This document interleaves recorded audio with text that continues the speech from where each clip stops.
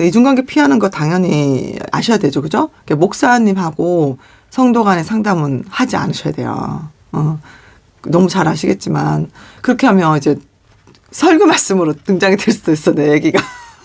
댓글을 누가 달아주셨더라고요. 물론 아닌 부분도 많아요. 우리 목사님 안 그러셨어요. 여러분 공부하시면 알겠지만 전이라는 게 있어요.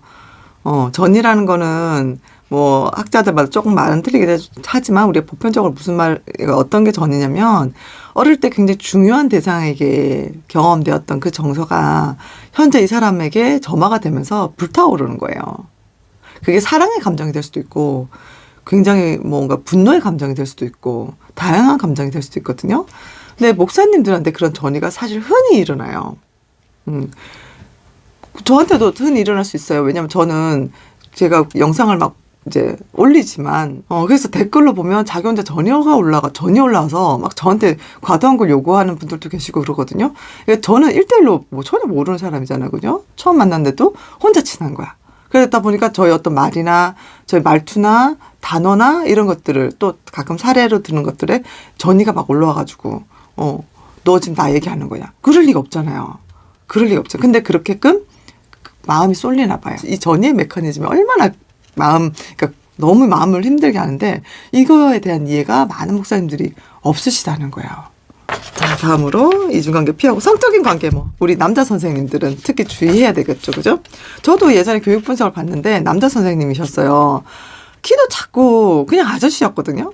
근데 내 눈에 너무 잘생겨 보이는 거야. 그러니까 이 애착이 잘못 형성되다 보니까 저 어릴 때 그 사람이 너무 에로틱하게, 그러니까 에로스적인 사랑처럼 애착이 올라오면 에로스적인 사랑으로 같이 올려오서 그 애착을 혼동시키는 우리 마음의 기제가 있단 말이에요. 그 선생님 너무 좋은 거예요, 정말. 꿈에도 생각나고. 그래서 막 집에 오면 혼자 그 선생님 막 뒤지고 그 선생님 막 그때 당시 카카오 스토리였으니까 혹시 거기에 선생님 뭐 자료 있나 싶어서 가지고 막 이렇게 내가 막 그 스토커처럼 하고 있는 거예요. 그런 내 자신이 너무 이상하니까 그걸 억압하니까 더 이상해지는 거죠. 그건 저희 어떤 전이와 관련된 저희 문제가 있었는데 그것처럼 이게 애착이 자체 에로스적인 사랑으로 변질되어 버려요. 흔히 상담에서 일어나는 일이거든요. 그래서 왜 이렇게 정신과 의사하고 내담자하고 환자하고 결혼하는 경우도 있잖아요. 빈번하잖아요. 상담사도 내담자랑 결혼하는 경우도. 그래서 오죽하면 3년 후에 해라. 왜냐면 3년 정도 지나면 그 전이가 싹 식어요. 저도 한 2년 뒤니까 있으니까 식더라고요. 그래서 이거 상담 심리학에서 규정하니까 3년 뒤는 괜찮다라고 한 게 그 이후에 그 정도 되면 전이가 식기 때문에. 근데 요거를 모르고 이 에로스적인 거, 그러니까 흔히 여자들 같은 경우에 애착이 올라왔을 때 저 사람과 친밀해지고 싶어, 저 사람과 너무 가까이 지내고 싶어, 이거를 혼동해서 육체적인 사랑으로 오해를 해버려요. 그러니까 자기 안에서 왜곡을 시켜버리는 거죠. 그래서 나중에 저 사람이 내 몸을 취하려고 나를 지금 유혹하는 거야 해서 일부러 거리 두는 기제가 그렇게 발달을 하는 건데 혼자서 끙끙 앓는 거죠. 그런 마음이 올라와 버리니까. 근데 단순히 우리는 저 사람과 친해질 수 있거든요. 근데 그걸 이 사람이 어릴 때 허용을 받지 못해 놓으니까 그렇게 같이 치부를 해버리면서 그 애착의 마음을 확 그냥 변질시켜서 그냥 정 떨어지게 만들어버리는 거죠. 그래도 상담에 들어가면 그게 잘 안 돼요. 눈에서 막 사랑이 막 뽕뽕뽕뽕 피어나고 선생님이 궁금하고 막 그 상담이 진행이 안 돼요.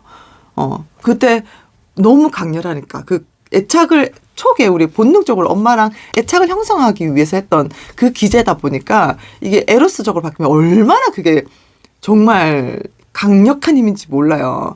그러니까 남자 선생님들이 그 순간 이게 홀랑 넘어가는 거지. 여자도 또 나름대로 그런 기제를 쓰는 분들이 본인이 의식해서 쓰는 건 아니지만 얼마나 자기가 이 남자한테 예뻐 보이고 싶어서 그러니까 뭔가 계속 그런 에로스적인 걸 신호를 준단 말이에요. 얼굴도 막 꾸미고 그렇게 사랑을 하는 사람인 거죠, 자기가 결국. 근데 본질적으로 자기가 애착에 관련된 문제인데, 그때 성 관련된 이슈가 굉장히 많이 나와요. 생각보다 되게 많이 나와요. 학교에서도 이런 윤리적인 제소되는 부분에 대해서 성적인 것이 굉장히 많이 올라요. 그래서 그 전이가 씻고 나면 내담자들은 강한 배신감을 또 느껴요. 내가 저 인간한테 이용당했다 이러면서. 그래서 그런 것들을 볼 때 여러분들이 혹시나 남자도 그렇게 할 수 있어요. 그러니까 그랬어. 그랬는데 똑같이 여자 상담사한테 남자 상담사도 똑같이 그러고, 남자 상담사한테도 여자 내담자가 똑같이 그렇게 해요. 그러면 여러분들이 빨리 정신 차리고 도움을 받으셔야 돼요. 차상위 지도 감독관들한테 가서. 그다음에 필요한 도움에 대한 수용 부분 봅시다. 그렇기 때문에 대부분의 상담사나 심리치료사들의 훈련 프로그램으로 개인 상담을 제일 중요하게 놓는다. 상담자 자신을 잘 이해하지 못하면 내담자를 어떤 치료선까지 받게 도와줄 수 없게 된다. 이것은 영적인 문제를 상담하는 것 같다. 내담자의 문제가 아니라 심리치료자의 문제로 초점이 교체되는 것은 상담에서 결코 일어나서 안 된 거다. 그래서 여기 부분에 보면 내담자를 만날 때 결국 상담사의 문제가 굉장히 영향을 많이 주는데 뭐 상담사 상담하면서 이 내담자랑 만나면서 내가 고쳐가면 되지. 이거는 굉장히 잘못된 생각이라는 거예요. 잘못된 생각이라는 거예요. 내담자는 상담사에게 어떤 경우라도 유익이 돼서는 안 된다는 말인 거예요. 상담사가 내담자에게 유익이 돼야 되는 거지. 상담사의 어떤 경력, 상담사의 어떤 부족한 부분을 채우기 위해서 내담자가 이용이 돼서는 안 된다는 거예요. 그리고 내담자를 자기가 만나기에 내담자가 너무 사실 수준이 높아. 이 상담사가 이 내담자를 경험하기에 되게 자기 수준이 너무 낮아. 그러면 만나지 마. 이건 아니에요. 어쨌든 애착이 형성될 가능성이 높기 때문에. 그러면 이 상담사는 거의 한 학기 상담하고 한 학기 슈퍼비전 받고 이런 식으로 같이 쫓아가야 되는 거지. 내가 이 사람을 만나면서 나의 허점, 나의 문제점을 해결할 거야. 그래서 내가 더 전문가가 될 거야. 그럼 내담자를 이용하는 거예요. 그 부분을 얘기를 하는 거니까 상담사는 준비되어 있어야 되죠. 그죠? 근데 이렇다고 해서 물론 우리가 술수를 하지 않고 뭐 무조건 다 좋은 상담을 제공해야 되고 그렇진 않아요. 우리가 한계가 있는 인간이기 때문에. 그러나 우리가 이런 태도로 갖고 가셔야 된다는 걸 아셔야 됩니다.